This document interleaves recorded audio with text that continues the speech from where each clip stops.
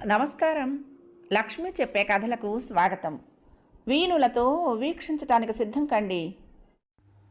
ప్రియ సఖులు, ఇప్పుడు మనం సుప్రసిద్ధ రచయిత్రి శ్రీమతి హోతా పద్మినీదేవి గారు రచించిన వేలి అనే ఓ చక్కటి కథను విందామండి. ఈ కథ 2020 డిసెంబర్లో ఈనాడు ఆదివారం పుస్తకంలో ప్రచురింపబడింది. ఇక కథ మొదలు పెట్టిస్తున్నానండి. అన్నయ్య, భోజనం చేద్దు గానిరా, వీధి వరండాలకు వచ్చి పిలిచాడు గోపాల్. అక్కడ కుర్చీలో కూర్చుని ఉన్న భాస్కర్ లేచి పెరటి వైపు నడిచాడు. పెరటి అరుగు మీద అతని కోసం విస్తరి వేసింది. అతను కొళాయి దగ్గర కాళ్ళు చేతులు కడుక్కుని వచ్చి విస్తరి ముందు కూర్చున్నాడు. గోపాల్ భార్య శారద బయటకొచ్చి బావగారిని పలకరించింది. బావున్నారా అంది. బాగున్నానమ్మా, మీరంతా ఎలా ఉన్నారు? చిరునవ్వుతో అడిగాడు. అందరము కులాసయ్యనండి. పదార్థాలని విస్తరిలో వడ్డించి లోపలికి వెళ్ళింది. వడ్డన పూర్తి కాగానే భాస్కర్ భోజనానికి ఉపక్రమించాడు. అతను ఆ ఇంటికి భోజనానికి వచ్చేది తల్లిదండ్రుల ఆబ్దికాలకు మాత్రమే. అతనికి తన బాల్యం గుర్తొచ్చింది. విశాలమైన వంటగదిలో తండ్రి పక్కన తాను, తమ్ముడు, చెల్లెలు కూర్చుని భోజనం చేసేవారు. తన స్థానం పెరటి అరుగు మీదకు మారి ఎన్నాళ్ళయింది. 30 ఏళ్ల కిందట తను ఆంధ్ర యూనివర్సిటీలో ఎంఎస్సీ చదువుతున్నప్పుడు తను ప్రేమించిన సరితని కులాంతర వివాహం చేసుకోవటంతో తండ్రి అపర దుర్వాసుడే అయ్యాడు. కులభ్రష్టుడైన తను చచ్చిన వాడితో సమానమన్నాడు. ఆస్తిలో తనకు పైసా ఇవ్వనన్నాడు. తనని సరితని తండ్రి ఆశీర్వదిస్తాడని ఆశించకపోయినా తనతో బాంధవ్యాన్ని తెంచుకుంటాడని మాత్రం ఊహించలేదు.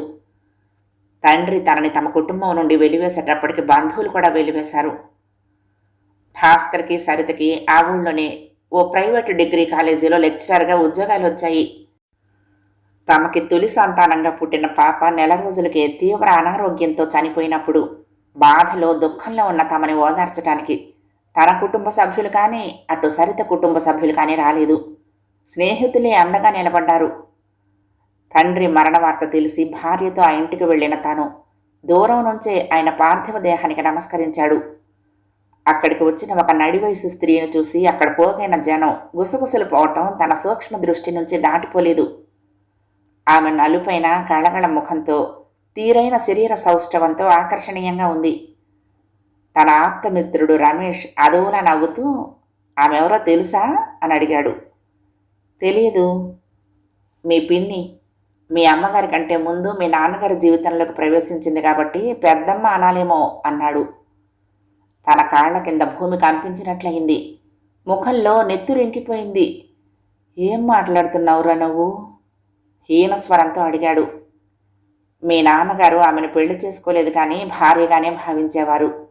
తక్కువ కులంలో పుట్టిన వాళ్ళని అగ్రకులంలో పుట్టిన మీ నాన్నగారు లాంటి వాళ్ళు పెళ్లి చేసుకుంటే తప్పు కానీ అక్రమ సంబంధం తప్పు కాదు. అయినా పెద్దవాళ్ళు ఏం చేసినా తప్పులేదులే. తను చేస్తే శృంగారం, ఎదుటి వ్యక్తి చేస్తే. రమేష్ మాట్లాడుతూ ఉండగానే మధ్యలో, రమేష్, మన మధ్య లేని మనిషి గురించి అలా మాట్లాడకురా అన్నాడు భాస్కర్. అతని గొంతు ఎండిపోతోంది. ఎక్కడుంటుంది ఆమె? క్షణం ఆగి అడిగాడు. ఆమె పేరు నరసమ్మ, హరిజనవాడలో ఉంటుంది. నన్ను క్షమించరా, నిన్ను మీ కుటుంబం వెలివేసిందన్న బాధతో ఇదంతా నీకు చెప్పాల్సి వచ్చింది అన్నాడు రమేష్. ఆ రాత్రి నరసమ్మ ఇంటికి వెళ్ళాడు భాస్కర్. శోకదేవతలా ఉంది నరసమ్మ. భాస్కర్ను చూసి కన్నీళ్లు తుడుచుకుని చప్పున లేచి నిలబడింది. కూర్చోండి బాబు అంటూ కుర్చీ జరిపి తను కూర్చున్నాక నేల మీద చతికిలబడింది. నేను మీకు తెలుసా? భాస్కర్ అడిగాడు. వారి పెద్దబ్బాయి కదా అంటూనే మళ్ళీ ఏడవసాగింది. 50 ఏళ్లుగా ఆయన్ని చూడకుండా, ఆయనతో మాట్లాడకుండా ఒక్కరోజు గడవలేదు. ఆయన నన్ను ఒంటరిదాన్ని చేసి వెళ్ళిపోయారు బాబు అంది.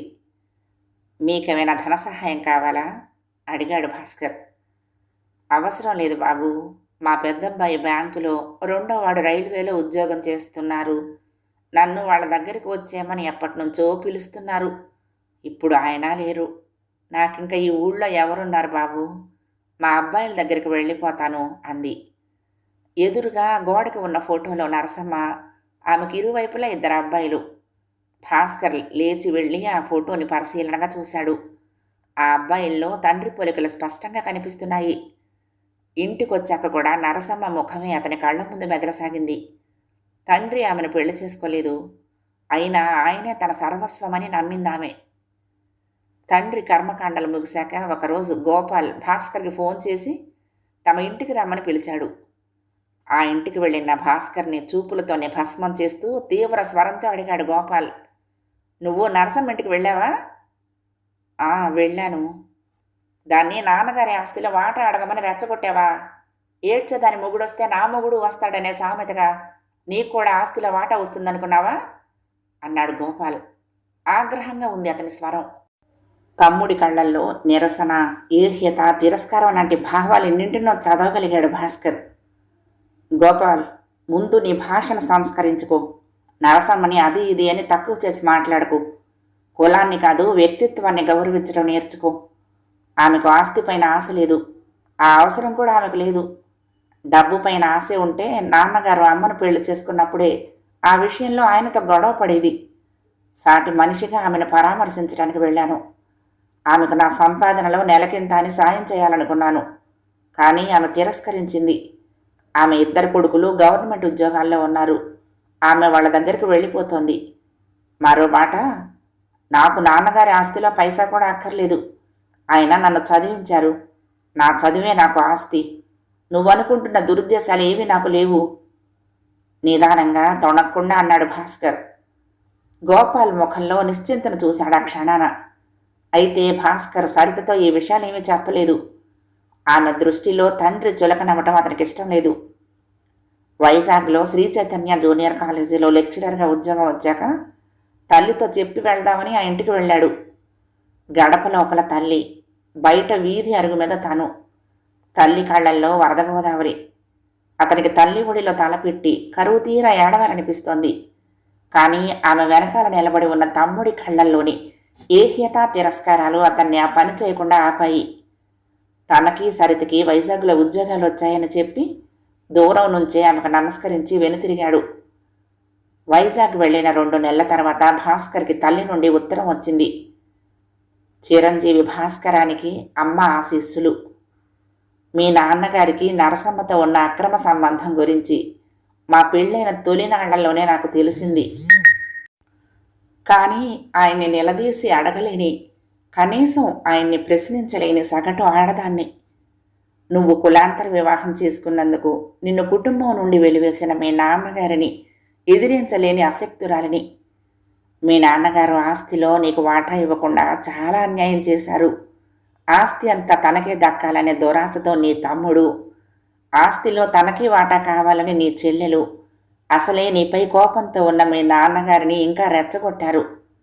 ఆస్తిలో సింహభాగం గోపాల్కి, కొంత భాగం వసుమతికి రాసేశారాయన. నా మరణానంతరం నా ఒంటి మీద ఉన్న నగలతో పాటు బ్యాంకు లాకర్లో ఉన్న నగలన్నీ నీకు చెందాలని నా ఆకాంక్ష. కన్న తల్లిగా నీకు కొంతైనా ఆస్తి ముట్టజెప్పి నీకు న్యాయం చేయాలనుకుంటున్నాను. నేను మరణించాక నీ తోడ పుట్టిన వాళ్లకు ఈ ఉత్తరాన్ని చూపించి నా నగలు తీసుకో. ఇది నా వీలునామాగా భావించు. కోడలికి, మనవడికి నా ఆశీస్సులు. నీ స్నేహితుడు రమేష్ దగ్గర అడ్రస్ తీసుకుని నీకు ఈ ఉత్తరం రాస్తున్నాను. మీ అమ్మ. ఉత్తరం చదవటం పూర్తి చేసిన భాస్కర్ కళ్లల్లో గంగా, కావేరి నదులు ఉప్పొంగుతున్నాయి. ఆ ఉత్తరాన్ని గుండెలకు హత్తుకుని వలవలా ఏడ్చాడు. కొద్దిసేపటి తర్వాత ఆ ఉత్తరాన్ని బీరువాలో తన బట్టల అడుగున భద్రపరుచుకున్నాడు.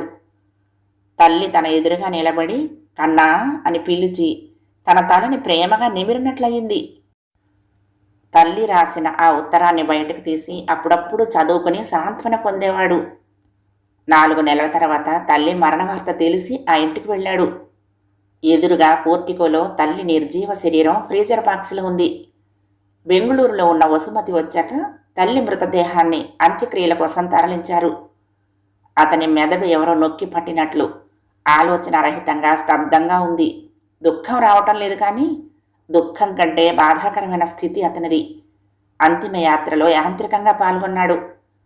కపాల మోక్షమయ్యాక గోపాల్, అతనితో పాటు వచ్చిన బంధువర్గం వెనుతిరిగిన భాస్కర్ మాత్రం తల్లి శరీరాన్ని 1000 నాలుకలతో కబళిస్తున్న చితి మంటలనే చూస్తూ కూర్చున్నాడు. తల్లి తనపై కనబరిచిన ప్రేమ అతని గుండెలో నిక్షిప్తమై ఉంది. ఆమె జ్ఞాపకాలు అతని మనసులో సజీవంగా ఉన్నాయి. అప్పుడొచ్చింది అతనికి దుఃఖం. అతని కన్నీళ్లతో మరుభూమి తడిసి ముద్దయింది. అన్నయ్య, రేపు నువ్వు వదిన మన ఇంటికి రండి. ఫోన్లో గోపాల స్వరం వింటూనే ఆశ్చర్యపోయాడు భాస్కర్. కారణం, ఆ ఇంట్లో ఏ శుభకార్యమైనా అతన్ని తమ్ముడు ఆహ్వానించలేదు. 2 నెలల క్రిందట తండ్రి ఆబ్దికం, వారం కిందట తల్లి ఆబ్దికం అయ్యాయి. ఇప్పుడు ఏ సందర్భంలో గోపాల్ తనని రమ్మంటున్నాడో అర్థం కాలేదు. పైగా మన ఇంటికి వదినను కూడా తీసుకురావాలిట. ఏమిటి విశేషం అడిగాడు భాస్కర్. వసుమతి వచ్చింది, దానికి నిన్ను చూడాలని ఉందిట చెప్పాడు గోపాల్. అలాగా, మా అమ్మాయి పెళ్లి నిశ్చయమైందన్నయ్య. వచ్చే నెలలోనే పెళ్లి. రేపు నాకు కాబోయే అల్లుడు కూడా వస్తున్నాడు. మన కుటుంబ సభ్యులమంతా కలుసుకుని చాలా ఏళ్ళయింది కదా, అందుకని. సరే వస్తాం అన్నాడు భాస్కర్. మర్నాడు భార్యతో కలిసి ఊరికి బయలుదేరి వెళ్ళాడు. అతను వీధి వరండాలో తను ఎప్పుడు కూర్చునే కుర్చీలో కూర్చుని సరితను కూడా కూర్చోమని సైగ చేశాడు. 15 గంట తర్వాత ఏదో పని మీద బయటకొచ్చిన వసుమతి వాళ్ళను చూసింది. అన్నయ్య, వచ్చావా? ఎన్నాళ్ళయింది నిన్ను చూసి. బావున్నారా వదినా? ఆమె స్వరంలో అవధులు దాటిన ఆనందం. భాస్కర్ చిరునవ్వు నవ్వాడు. సరిత బెరుగ్గా లేచి నిలబడింది. లోపలికి రా అన్నయ్య అందామె అతని చేతిని పట్టుకుంటూ. పర్వాలేదమ్మా, ఇక్కడ బాగానే ఉంది అన్నాడు. ఈలోగా గోపాల్ వచ్చి అన్నయ్య పాదాలకు నమస్కరించి, లోపలికి రా అన్నయ్య, మీరు రెండోదినా అన్నాడు. భర్త వెనుకనే హాల్లోకి అడుగుపెట్టింది సరిత. హాల్లో సోఫాలో కూర్చుని ఉన్న యువతి తమ్ముడు కూతురని ఊహించాడు భాస్కర్. ఆమె పక్కనే ఒక యువకుడు కూర్చుని ఉన్నాడు. కావ్య, పెదనాన్న అన్నాడు గోపాల్ పరిచయం చేస్తున్నట్టు. హాయ్ పెదనాన్న అని పలకరించింది సోఫాలో నుంచి లేచి నిలబడి. హాయ్ అన్నాడు ప్రతిగా. నా కాబోయే అల్లుడు డేవిడ్ కావ్యతో పాటు ఇన్ఫోసిస్లో పనిచేస్తున్నాడు. ఈయన మా అన్నయ్య, ఆమె మా వదిన అని గోపాల్ పరస్పరం పరిచయం చేశాడు. నమస్తే అంకుల్, డేవిడ్ చేతులు జోడించాడు. తమ్ముడికి హఠాత్తుగా తనపై కలిగిన ఆపేక్ష వెనుక నిగూఢంగా ఉన్న అంతరార్థం బోధపడింది అతనికి. కాసేపు మామూలు సంభాషణ అయ్యాక కావ్య, డేవిడ్ లేచి బయటకు వెళ్లారు. భాస్కర్ను చూస్తూ అన్నాడు గోపాల్. చెల్లాయికి ఒక్కరితే కూతురు అన్నయ్య. ఇంజనీరింగ్ చదివి ఒక మల్టీనేషనల్ కంపెనీలో పనిచేస్తోంది. దానికి పెళ్లి చేస్తారుట. ఈ సంభాషణ ఇటుదారి తీస్తుందనని ఊహిస్తూ భాస్కర్ మౌనంగా కూర్చున్నాడు. వాళ్ళ అమ్మాయిని మీ అబ్బాయికిచ్చి పెళ్లి చేయాలనుకుంటోంది. ఎన్నాళ్ళు దూరమైన మన కుటుంబాలు దగ్గరవ్వాలని దాని ఆకాంక్ష చెప్పాడు గోపాల్. మీ వారికి ఇష్టమేనా? నవ్వుతూ వసుమతిని అడిగాడు భాస్కర్. ఇష్టమే అన్నయ్య. మా అమ్మాయిని కోడలుగా చేసుకోవటం నీకు ఇష్టమైతే నేను, మీ బావగారు మీ ఇంటికొచ్చి మాట్లాడతాం. ఇదిగో మా అమ్మాయి ఫోటో చూడు అంది తన సెల్ ఫోన్ ఆన్ చేసి అన్నయ్య చేతికి అందిస్తూ. చెయ్యెత్తి వారించాడు భాస్కర్. నాకు కాబోయే కోడలికి రూపం కంటే గుణం ప్రధానం. భాస్కర్ సున్నితంగానే చెప్పినా అతని స్వరంలో అంతర్లీనంగా పదునైన భావం ఏదో గోచరిస్తోంది వసుమతికి. నేను కులాంతర వివాహం చేసుకున్నానని నన్ను కుటుంబం నుంచి వెలివేసిన మీరు ఇప్పుడు నన్ను మీ ఇంటికి ఆహ్వానించడానికి కారణమేమిటో నాకు తెలుసు. ఇన్నాళ్ళు గుర్తురాని రక్త సంబంధం ఇప్పుడు గుర్తుకొచ్చిందా? ఇది మీలో కలిగిన పరివర్తన కాదు. ఎందుకంటే వారం కిందట అమ్మ ఆబ్దీకానికి నేను ఇక్కడికి వచ్చినప్పుడు కూడా పెరటి అరుగు మీదే నాకు భోజనం పెట్టారు. ఎరా గోపాల్, నీ కూతురు మతాంతర వివాహం చేసుకుంటోంది కాబట్టి నన్ను ఇంట్లోకి ఆహ్వానించావా? అన్నని కుటుంబంలో నుంచి వెలివేసి కూతుర్ని కడుపులో పెట్టుకున్నాడని లోకం హేళన చేస్తుందని భయపడి నన్ను ఇంట్లోకి రానిచ్చావా? ఏమ్మా వసుమతి, మా అబ్బాయి సివిల్స్ టాపర్ కాబట్టి వాడికి మీ అమ్మాయినిచ్చి పెళ్లి చేయాలనుకున్నావా? ఇన్నేళ్లు గుర్తురాని ఈ అన్నయ్య ఇవాళ గుర్తొచ్చాడా? మీరు నన్ను వెలివేయటం కాదు, స్వార్థం, అహం, అవకాశవాదం మూర్తి భవించిన మిమ్మల్ని నేను వెలివేస్తున్నాను. ఈ మాటల్ని అతను పైకనలేదు, మనసులోనే అనుకున్నాడు.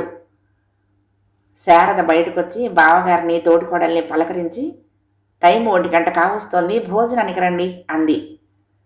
రా అన్నయ్య, భోజనం చేద్దాం. డైనింగ్ హాల్లోకి దారి తీశాడు గోపాల్. భాస్కర్ వీధిలోకి నడిచాడు. అదేమిటి, లోపలికి రా అన్నయ్య. గోపాల్, వసుమతి ఇద్దరూ ఒకేసారి పిలిచారు. నాకు పెరటి అరుగు మీదనే సౌకర్యంగా ఉంటుంది అని భాస్కర్ పెరట్లోకి నడిచి తను ఎప్పుడు భోజనం చేసే చోట కూర్చున్నాడు. సరిత కూడా భర్త పక్కనే కూర్చుంది. చెంప చెళ్ళుమన్నట్లయింది ఆ ఇద్దరికి. ఇద్దరూ అప్రయత్నంగా చెంప తడుముకున్నారు. భాస్కర్ తమని కొట్టాడా? లేదే. మరి తమ చెంపలు వాయించిందెవరు? తమ అంతరాత్మ? అవునేమో. నల్లబడిన వాళ్ళ ముఖాలలో సిగ్గు, పశ్చాత్తాపం. కథ సమాప్తం. ప్రియ సఖులు, ఈ కథ మీకు నచ్చితే తప్పకుండా లైక్ చేయండి, షేర్ చేయండి, కామెంట్ చేయండి, సబ్స్క్రైబ్ చేసుకుని నన్ను ఎంకరేజ్ చేయండి. ఉంటానండి. ప్రేమతో లక్ష్మి, కృష్ణాతీరం దుర్గమ్మ సన్నిధానం. నమస్తే.